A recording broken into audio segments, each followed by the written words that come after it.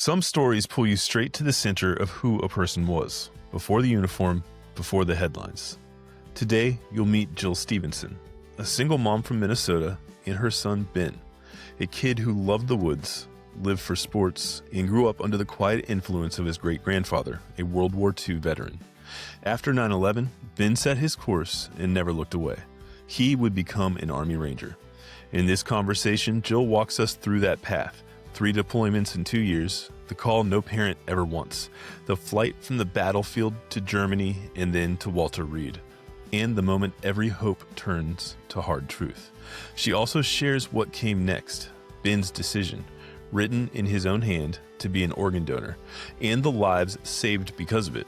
We talk about honoring final wishes, a Black Hawk flyover back home, and a resting place in Section 60 at Arlington. A quick note before we begin: Gold Star Stories exists to tell these stories well, fully, carefully, and with the time they deserve. If this mission matters to you, please consider supporting the show. Through our partnership with Veterans Collaborative, your donation is tax deductible and helps us produce more episodes that go deeper and bring greater awareness. You can learn more or give at goldstarsstoriesusa.com. This is Ben's story, as only a mother can tell it, steady, unflinching, and full of the kind of love that keeps a legacy alive. Marine Captain Brian Latendry died earlier this month in an explosion in Iraq. He was 27, a husband and father, and he was buried in Arlington National Cemetery, a few miles from where he grew up. As America observes Memorial Day, I have been directed by the President of the United States and the Commandant of the Marine Corps to inform you that today, 0530, your son was killed in action while support of Operation Iraqi Freedom. Not very many of us can accomplish our goals or our dreams, and he always knew where he wanted to go, and he did it. A Gold Star family is one who has lost a loved one serving in the United States military. It's a distinction no family ever seeks, a bond shared through sacrifice, remembrance, and profound loss. I'm Nick Latendry, and I've been a Gold Star sibling for over 18 years. In those 18 years, I've learned that while ceremonies fade, medals are stored away, and life continues, the story doesn't end for the families left behind. This podcast is dedicated to remembering those who gave everything for their country and to telling the lesser-known stories, the quiet, powerful journeys of grief, strength, resilience, and hope that follows after the flags are folded and the crowds disperse. These are Gold Star Stories. Start with you telling me just a little bit about your son. I want to know who he was before joining the service. My son, Ben Kopp, was my only child who I raised as a single mama. He was rambunctious and energetic and very active from a young age. He was the kind of kid that telling him the opposite of what I wanted him to do was the best course of action. So if I wanted him not to touch something, I had to tell him to touch it. You know, if you said don't touch, then he would touch it.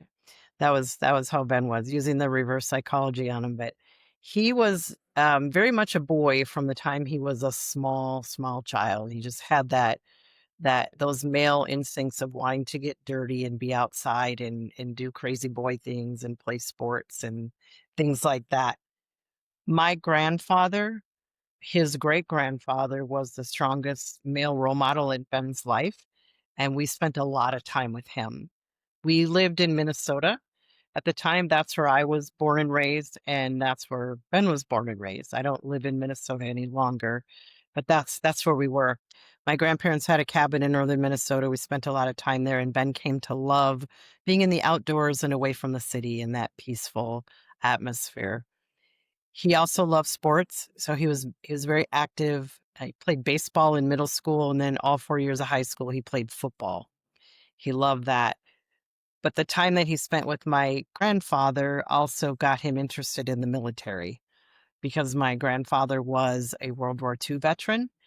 He served our country out of duty. He did not serve our country because he came from a military family. He was not a hoorah, like every young guy's got to join the military. He was very humble, like most World War II veterans are.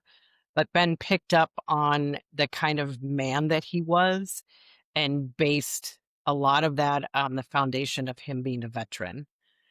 So from a very young age, Ben would make statements that when I grow up, I want to join the Army just like you. And he had that in his head from when he was about 7 years old. My grandfather passed away when Ben was 13. And then 5 months later, 9/11 happened. So those two events happening back to back really sealed Ben's fate and became the true north that he never looked away from. And he then, from 9/11 forward, age 13, he was wise age of 13, he made a declaration as we were watching the footage on the television together that when he was old enough, he was going to become an Army Ranger, find Osama bin Laden, and make him pay. And I didn't doubt it. I didn't doubt it because I already knew how he felt about the military and believed that he was going to join the military when he was old enough. And that event, terrorists attacking innocents on American soil, really rocked him. It made him very angry. And to him, it was a mockery of his great grandfather's service to America. And because he was still reeling in this state of deep sadness from losing his great grandfather, 9/11 happening right after that just made him really, really angry. And he wanted revenge. And not very different from a lot of 13-year-old boys at that time who would end up becoming Rangers like Ben did or joining the military like Ben did in that age category.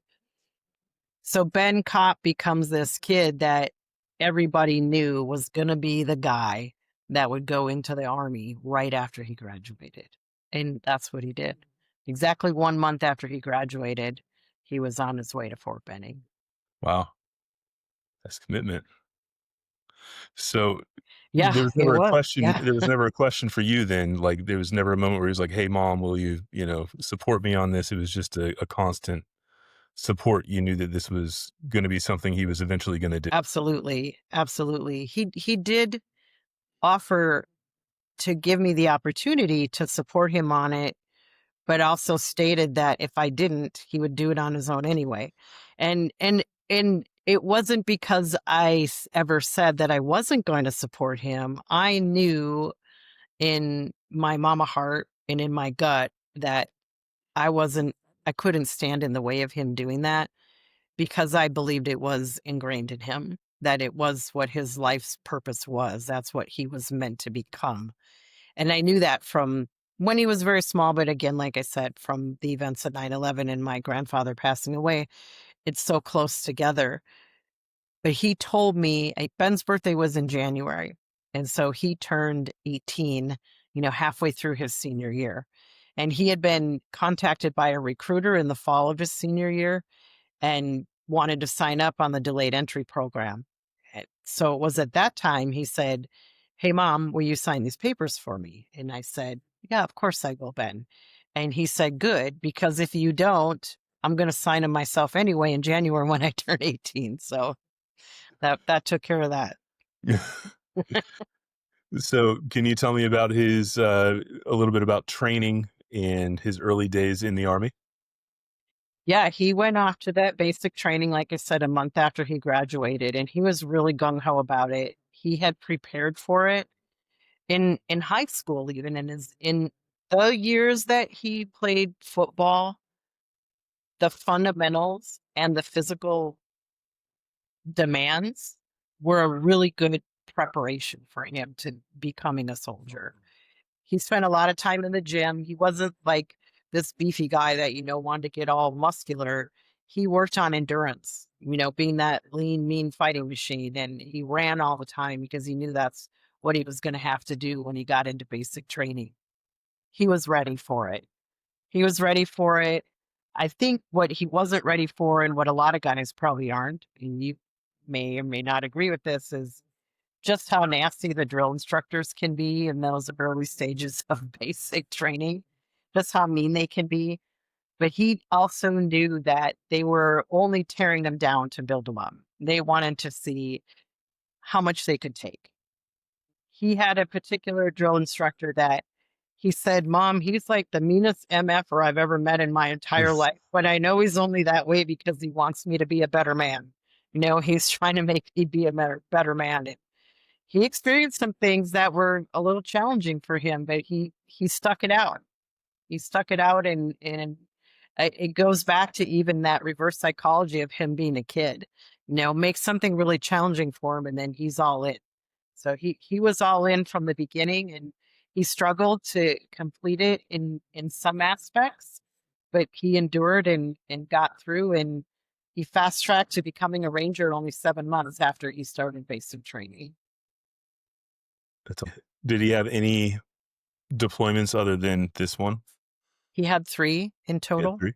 Okay. Yeah, he did. He went to Iraq twice before he went to Afghanistan. Okay. And those 3 deployments came in a 2-year time period because he entered the Army in 2006 and July of 2006, and he was killed in July of 2009. He didn't deploy until 2007 because he didn't get assigned to the Ranger Battalion until February of 2007. So it was actually only a period of 2 years, 2.5 years that he went on that 3rd deployment. 3 Yeah. deployments in 2 years. That's a lot. So was he married or No. any? No? Mhm. So that was a lot on you then. That's Was. a lot of stress for you to have him being gone those 3 deployments. So can you yeah, I think you're actually one of the first people that I've spoken to, that I guess he came back home. Mhm. I've never spoken to anybody like that, so I'm a little unsure of the questions I should be asking, so feel free to lead me in the right direction. But I am curious about the process of how that works. That's, getting him from over there to over here, Mhm. to me in itself seems like just an incredible feat. But also, how were you notified of all this and that story? Can you go into that a little bit for me? Absolutely. It is a unique situation and a unique story, the way that it all played out. And I haven't heard a story that's exactly like Ben's. I mean, no 2 stories are going to be alike anyway, but his circumstance was really an anomaly. It really was.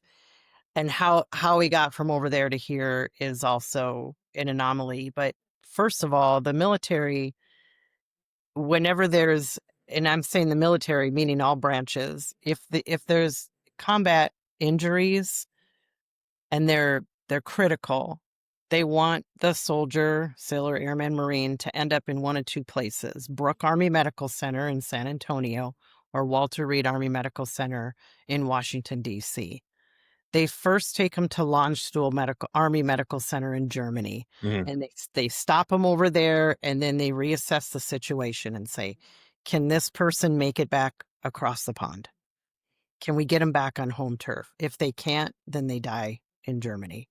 And I know several families whose rangers, soldiers passed away in Germany because they couldn't make that trip overseas. Ben was able to do that. And we'll go back and kind of jumping ahead in the story now, but he was able to do that because of the situation. And Okay. we can unpack that if you want to now, or come back around to it. Well, we can start unpacking it now if that's something Okay. you're comfortable with. Let's go into him going over there. You finding out that he's getting deployed to Afghanistan. Did that Okay. feel different to you at all? It didn't to me, but it did to him when he had been to Iraq twice, as I mentioned. And what he told me was, it was like, "Hey, we were just deployed. It wasn't a big deal. We went over there. Yeah, we killed some bad guys. You know, it sucked. It stunk. It was hot. Was it? But this is what Rangers train for. This is game day. When they go on their deployments, they train all year for it. So when it's time to go, it's game day, and they're ready and pumped up and excited to be able to go put their skills to action." He downplayed what really went on in those deployments to me because I'm his mother, and which is not uncommon. And men downplay it to their wives as well. Married men downplay it. It's not uncommon at all. And I didn't know what to ask him. I never thought to say, come on, are you leaving some stuff out here, Ben? It had to have been worse than that. I was like, oh, okay, well, that's cool. Glad to know it wasn't that big of a deal.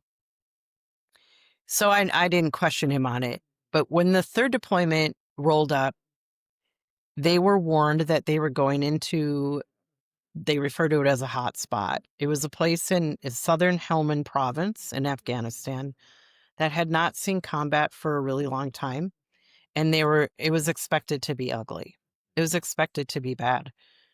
Ben expressed some fears, or, I mean, honestly, trepidations is a really good word for it. He didn't want to go. And he told me that. He told my mom that. And he told like two of his closest girlfriends that. He didn't share with anyone else. He didn't say he was afraid he was going to die.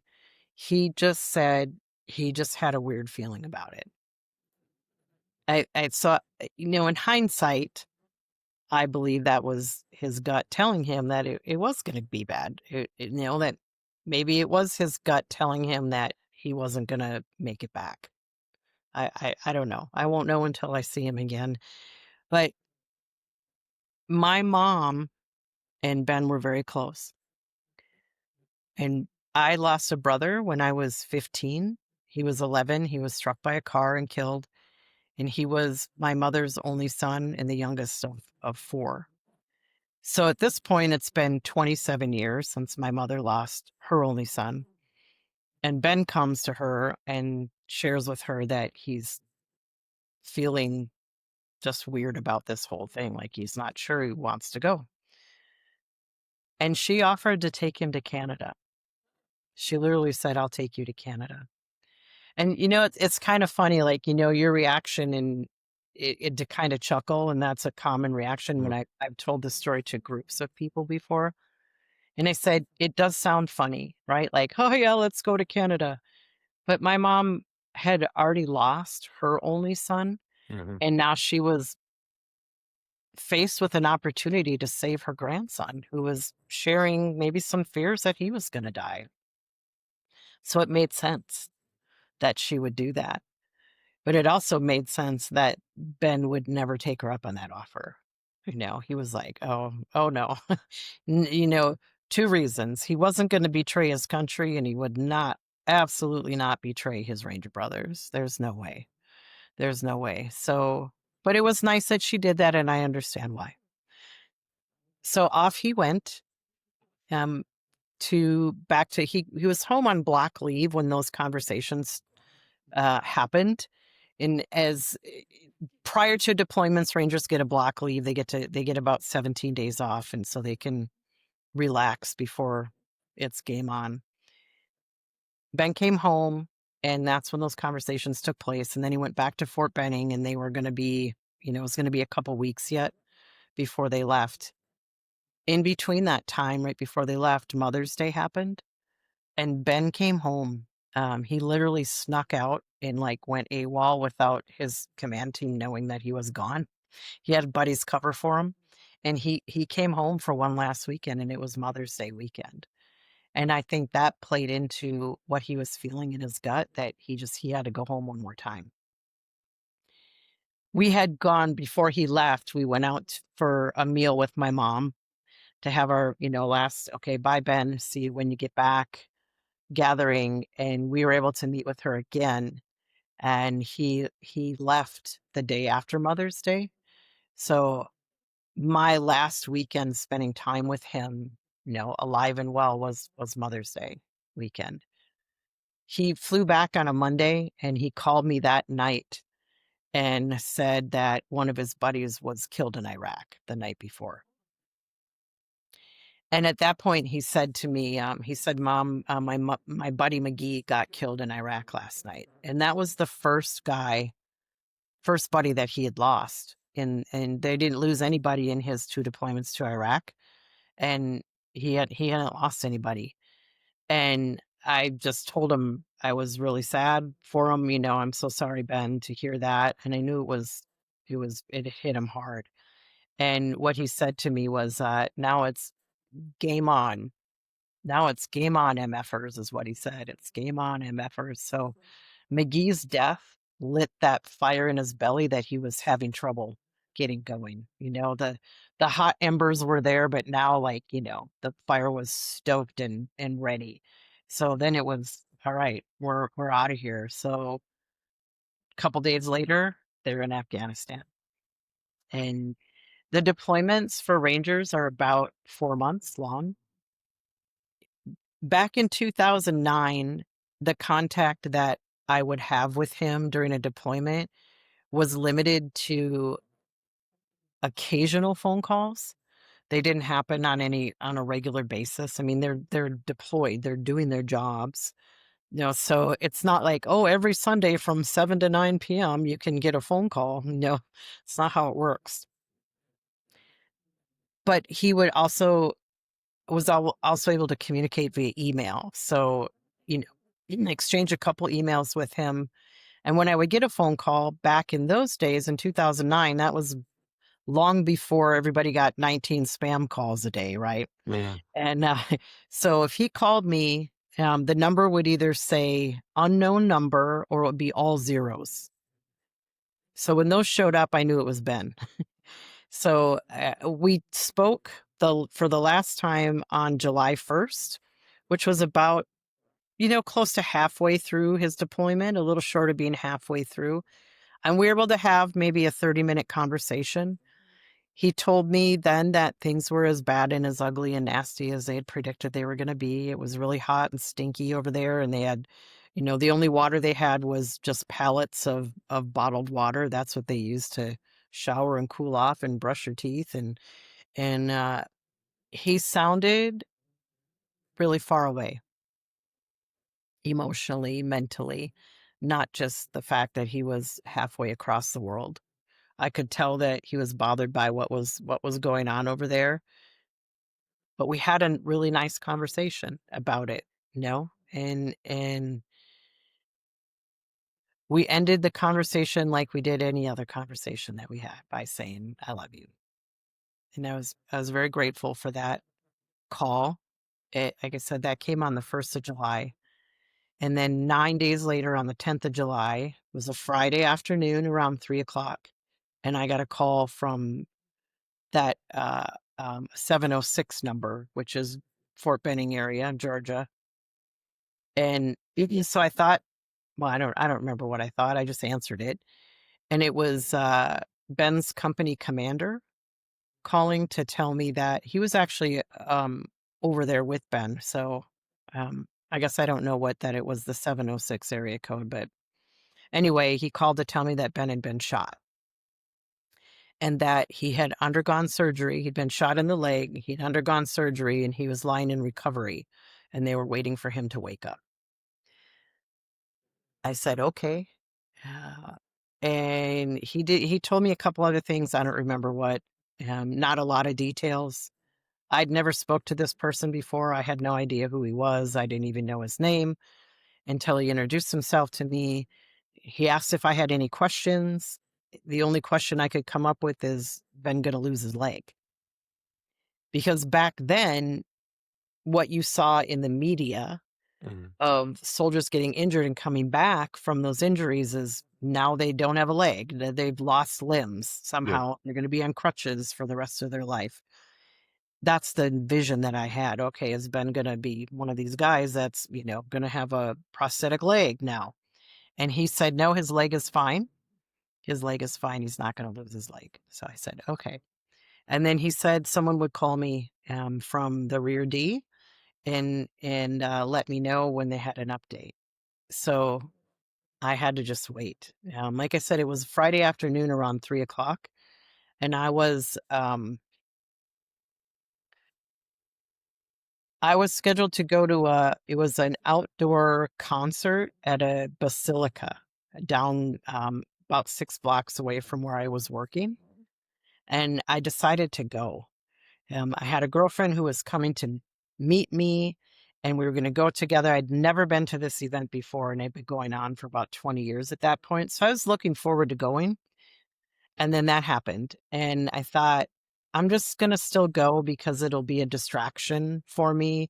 And if I just go home, then I'm just going to sit there and wait and be going crazy. So I might as well stay busy. Well, it didn't take long for my phone to start blowing up. I called my mom and my dad before I left work and let them know what happened and asked them to please let people know. So once word started getting out, then my phone's, was just ringing nonstop and I couldn't keep up with the call. So I quit answering my phone. And then I decided to go home. It started raining a little bit at the event. And I just said, I gotta get out of here. I can't do this. I can't ignore this. I did get another phone call from the Rear D commander, and he didn't really have much of an update, just said that they were reassessing him and, he would call me when he had more information.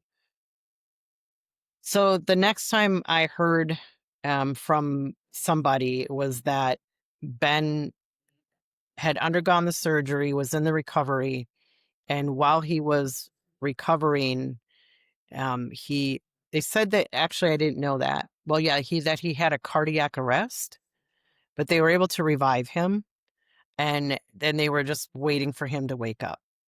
Okay, well that's weird. He's a healthy 21-year-old Army Ranger. I don't know. I don't understand why he would have a cardiac arrest, but it was a medical thing. I don't know. Weird things happen to people's bodies. And so the next thing they told me was that when they felt it was time to start waking him up, they turned the anesthesia down. And most people, once they do that, they start to wake up and then they when they become conscious, they want to pull that breathing tube out. And Ben didn't respond at all. Like he just was still like he was out, even though they had turned the anesthesia down. So then they knew that something was wrong. And from that point on, they actually, at a little bit before that, they had got him to launch stool. They had transported him. And they had, whoever I spoke to in the rear had told me that, asked if I had a passport and could I get to Germany? Could I get there, ASAP? And I said, yeah, of course, absolutely. I fortunately did have a passport that was current. And they said they would let me know that I would either go to Germany or to Walter Reed. So I was waiting to hear where I would go. When Ben got to Germany, his brain had started to swell. And they said it was from the lack of oxygen when he had the cardiac arrest. And they were having trouble keeping his brain pressures under control. And they were keeping him in an induced coma to keep him in a calm state. But it wasn't helping. They were having to highly medicate him to keep the brain pressures under control. But they felt that he was stable enough to get to Walter Reed. So 4 days after he was shot on the 10th of July. On the 14th of July, I met him at Walter Reed. The Army flew my mom and I out there. Ben arrived a couple hours before me. And then, so when I got there, he was not conscious. I just was able to go in and visit with him. He was full of tubes and wires and in that medically induced coma. And they said that they would be reassessing him at the time and they would let us know as soon as they had the results or, a doctor's opinion on that. That came the next morning. My mom and I were called in to speak with the surgeon who was assigned to Ben, and he told us at that time that he believed Ben was brain dead. And he believed that that came from doing manual testing to see if there was brain activity, and that would be poking a needle or, tapping the palms of your hands or the bottom of your feet for nerve reaction, and then seeing if the pupils react to a light shining in, and there was no reaction. It was July 15th, and by a very strange twist of fate, that was the exact same day that my brother had been hit by the car 27 years earlier. Wow. Yeah, that was that was tough. And I was sitting there with my mom, and the doctor then asked if I would consider donating Ben's organs. And I said, yeah, absolutely. I didn't hesitate because in 1982, when my brother died, he was one of the very first people in the state of Minnesota to donate organs. And he donated his eyes and kidneys.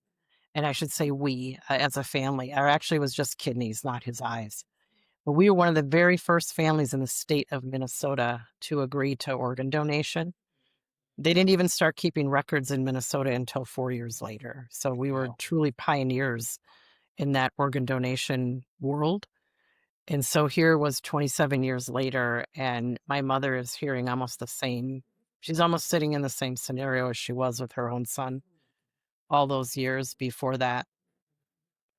My initial reaction was, yes, absolutely. No, I will agree to that. But I was angry. Eh, I was angry. I said, how can God do this to two mothers in the same family? And I picked up a box of tissue and threw it across the room. and I laugh because I say, you better watch out. If you get in a fight with me, I'm going to throw Kleenex at you. Like, that's how aggressive my anger is. But that was the only time that I've ever felt anger. That was the only time. It was in that moment, because I believe that my brother's death helped prepare me for my son's death. And I was literally sitting there with my mother in an oversized chair, and our legs were touching. No, our legs were touching. And when the doctor gave us that news, we both have tears streaming down our face. And, for a fleeting moment, it was all about me. And then, I feel my mom next to me and look over at her and see the tears streaming down her face and realize she's now losing a grandson in addition to losing her son. And I knew in that moment, two things. Number one, it was not just about me. There were a lot of other people who were going to feel this loss. And number two, my mother was the picture of survival sitting right next to me. She had survived 27 years. And here I am at not even day one, but minute one. So that was a blessing.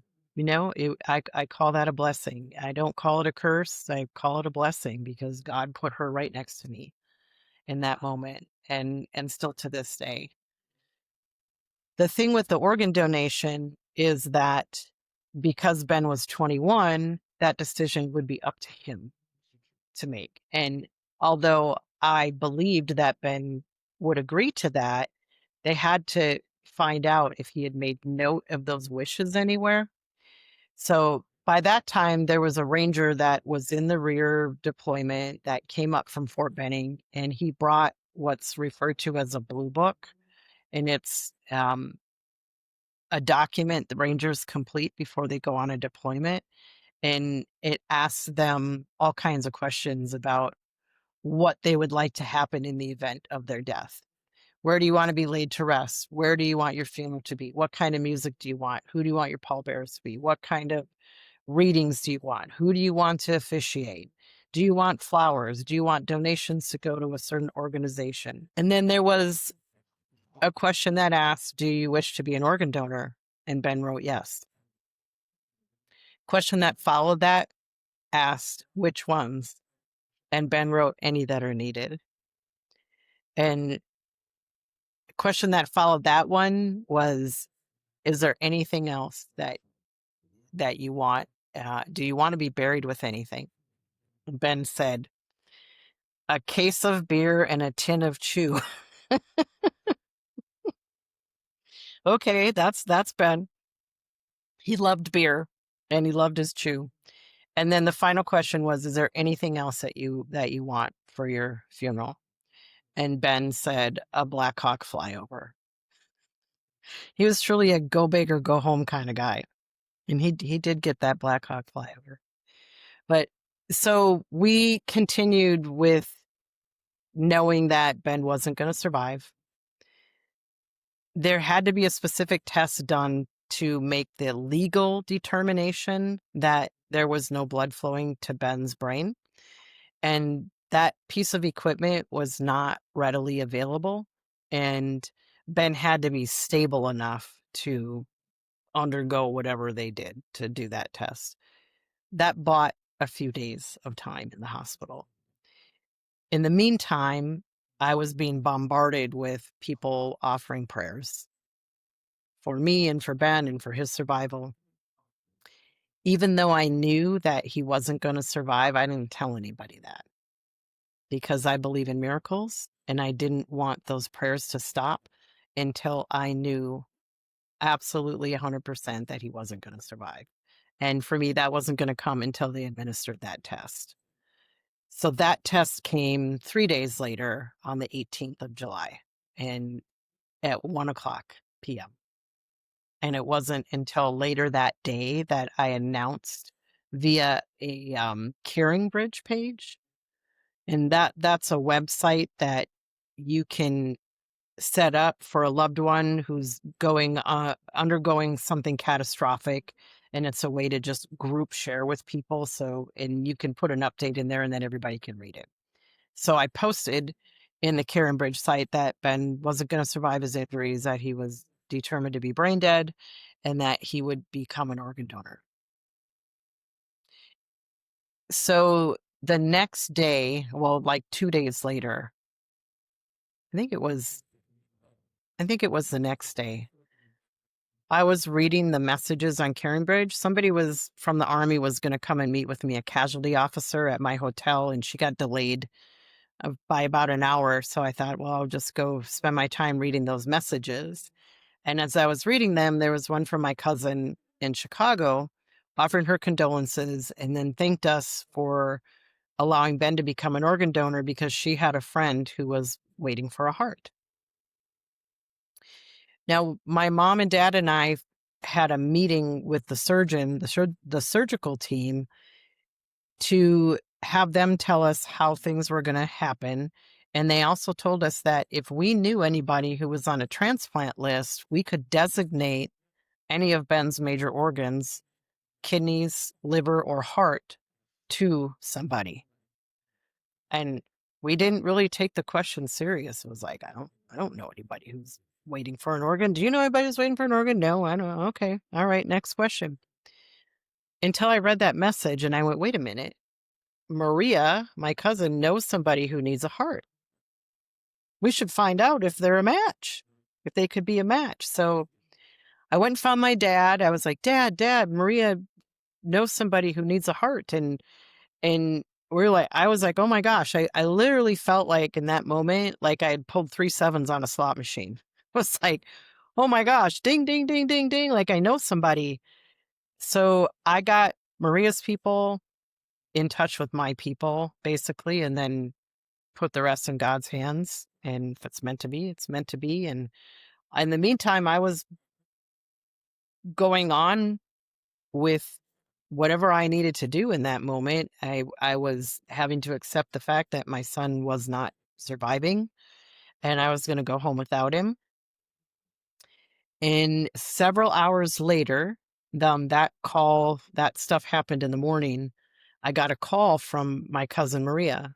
And when that call came, I was walking down the street in Arlington, Virginia, near Walter Reed, going to dinner with my dad and 2 Rangers that had served with Ben. They had come overseas with him because part of the Ranger creed is you never leave a fallen comrade. So there were Rangers at his side all the time.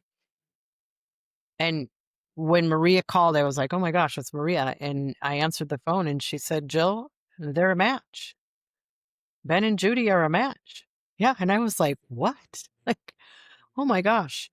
Number one, because Ben had a cardiac arrest, his heart shouldn't have been viable, but the recovery team determined that it was, and that was a miracle in itself. But then to know that this absolute shot in the dark lightning strike connection ended up being a match. And so Maria said, my mom says this is a true Catholic miracle. She said, this is not like green lights all the way to work miracle. This is a true Catholic miracle. And I was like, wow. Yeah, I was frozen when she told me that. And my dad is standing next to me and he's like, "What is it?" I'm like, "It's Maria, they're a match." I'm like, "Here, you talk to her." I couldn't move. Like my feet felt like they were in cement, but at the same time, I felt as though if I had lifted my arms, like I would have flown away. And I think that's what a miracle feels like. No, it's like for me, it was like I was standing on a balance beam between an ocean of sorrow on one side and joy on the other. It's such an interesting place to be in. Just, I can't imagine your thought process there, because the fact that you're still able to feel joy in such a time, be able to look out for somebody else's well-being and, see the good. That's incredible to me. Yeah, and to know that Ben was gonna live on, Yeah. and somebody that was connected to me. Hmm. I didn't know Judy, but my cousin did, and I had no idea, what would come of that. But it does create a balance for the sorrow when you can mix the joy in there, knowing that he is saving lives, that he's literally saving lives. When his life ends, he's saving lives. And he had already saved 6 of his fellow Rangers on the battlefield.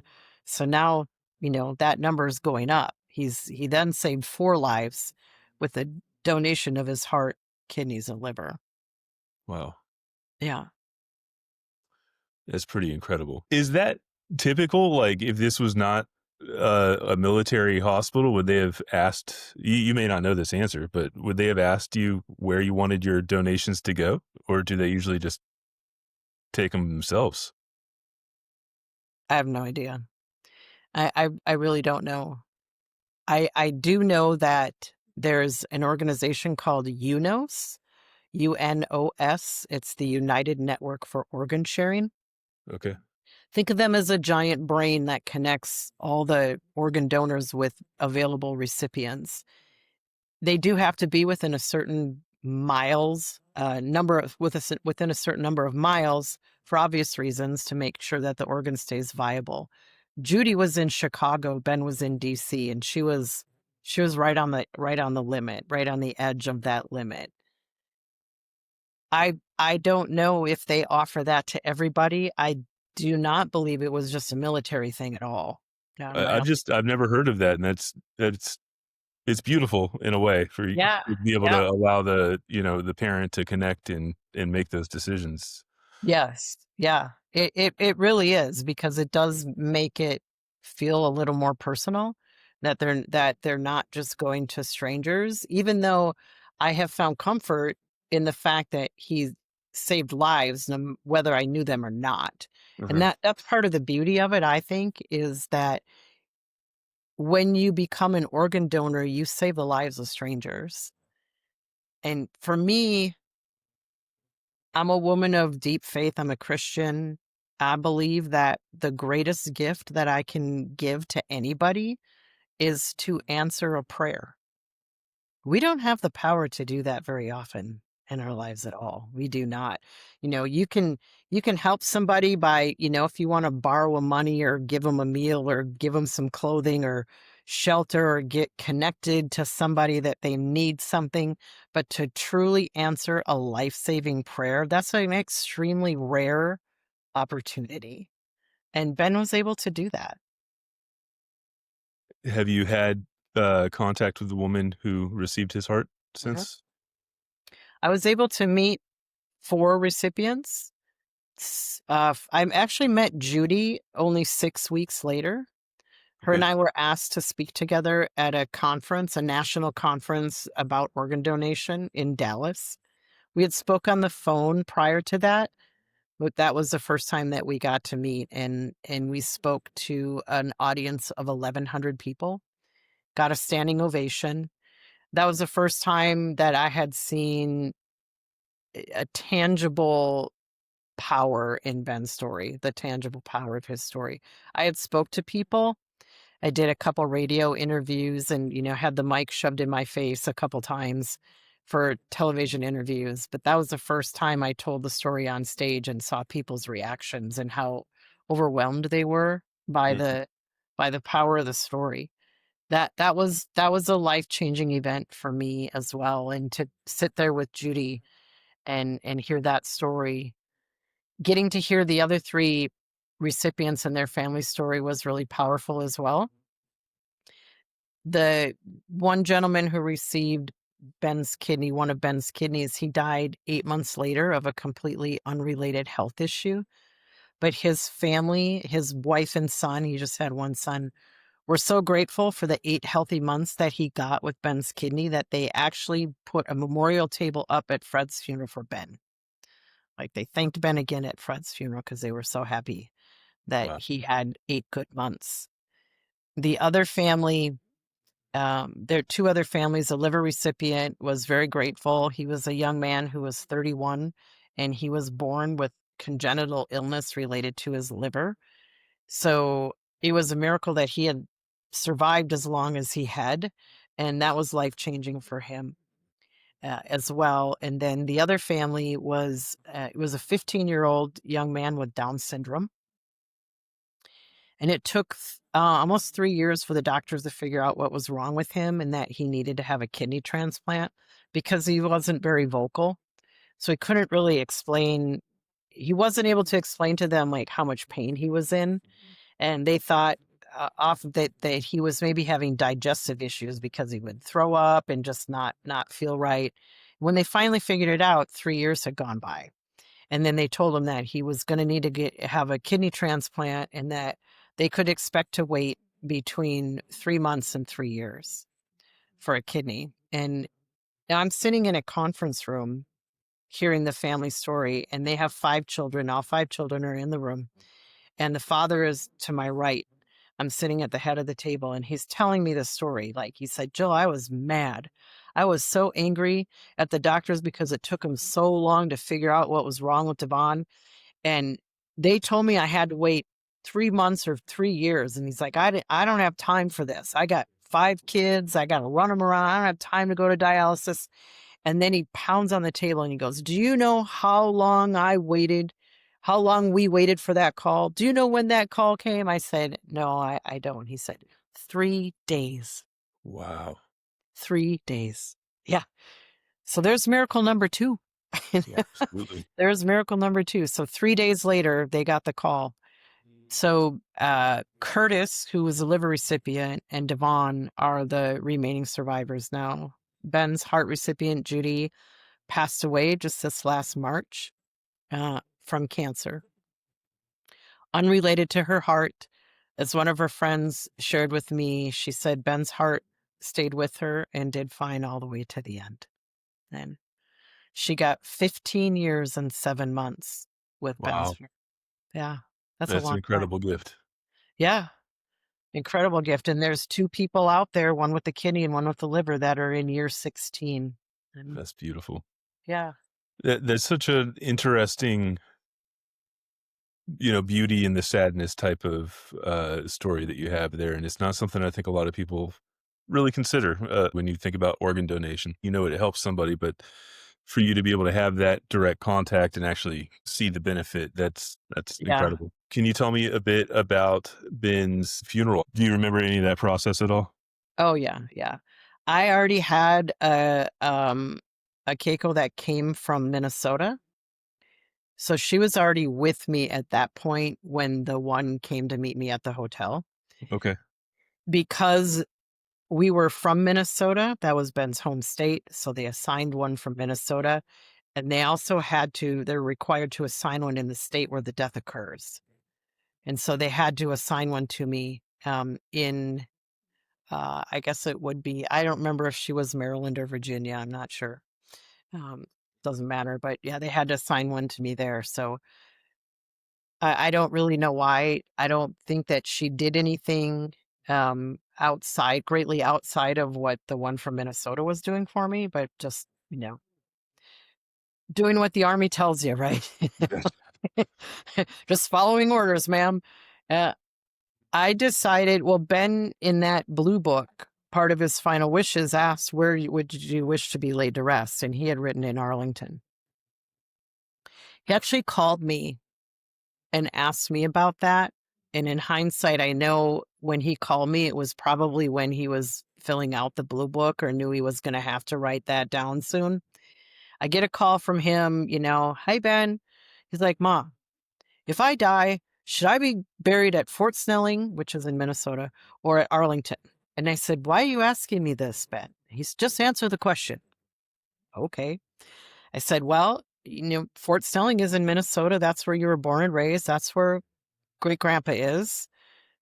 Makes sense that you would be laid to rest in your home turf. But I understand why you would want to be buried at Arlington, because you're surrounded by men and women from, conflicts going back to the Civil War, a little bit before in some cases. You got heroes from all generations around you." And he said, "Okay, love you, bye." I don't really know what that was about, but now I do.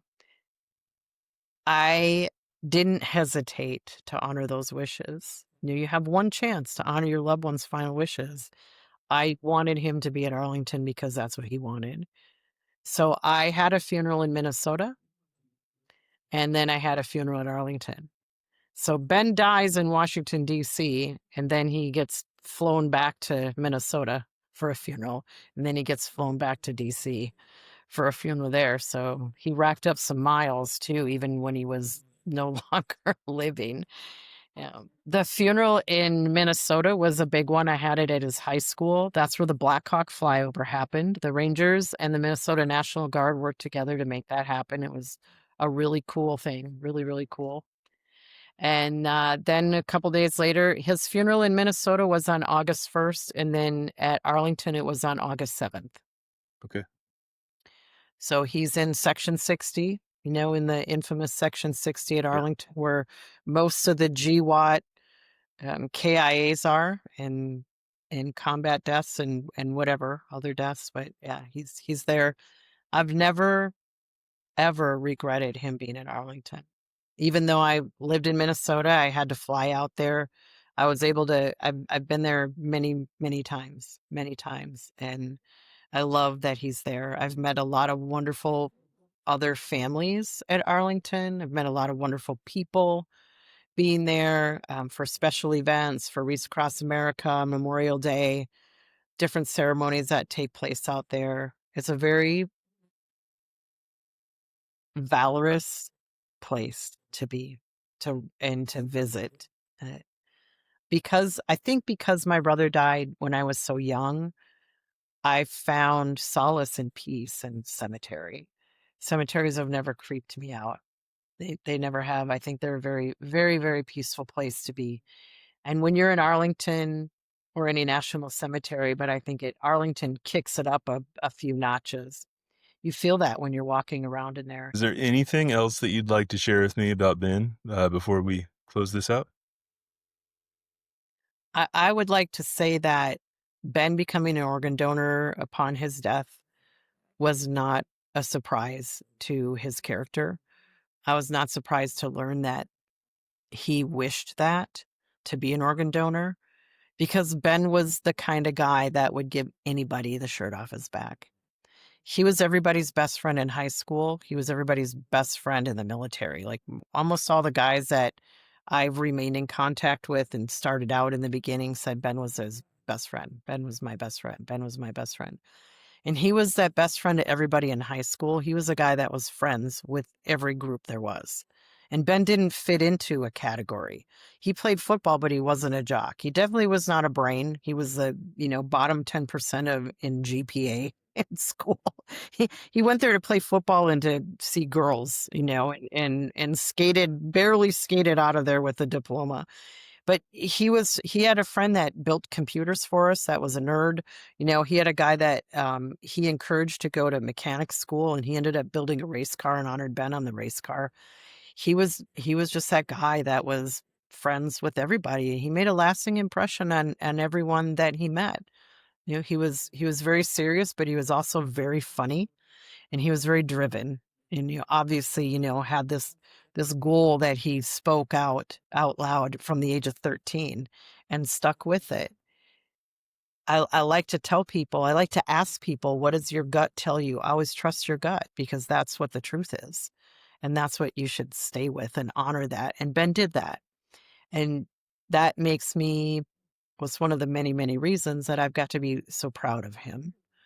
And I still get to be proud of him to this day. It's been over 16 years since he passed away, and people still tell me that Ben had a positive influence on their lives. And so his legacy continues to live on. I'm sure you experienced that with your brother too. Absolutely. And They never go away. No, we keep talking about it. I mean, obviously, your story reignites him every time you speak about him. yeah, It doesn't feel like when you speak about him that it's been 16 years. I feel the same way when I talk about my brother to my kids. mhm. We talk about the person that he was, but it feels so much more powerful than somebody that just lived 20 years ago. So this Right, is right, very true. right. I speak about Ben in the present tense because he is always with me. He's never not been with me. He's never left me. He's still here. And I have found over time that the people who repeatedly say they're dead, they're dead, they're dead, they have a harder time coping with the long-term issues that come up with grief. I shouldn't say issues. They just have a harder time in general because they've put an end to it. And I'm like, I've never spoke about Ben in the past tense. And I think that helps.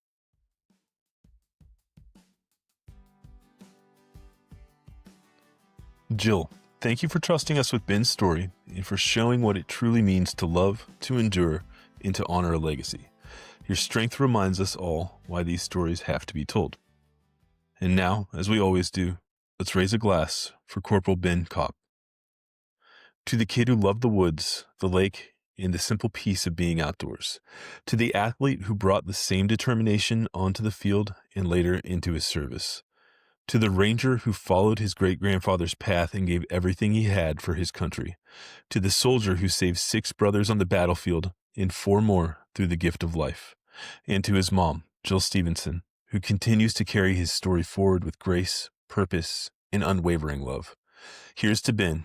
May his courage be remembered, his story be shared, and his legacy live on in everything he's touched.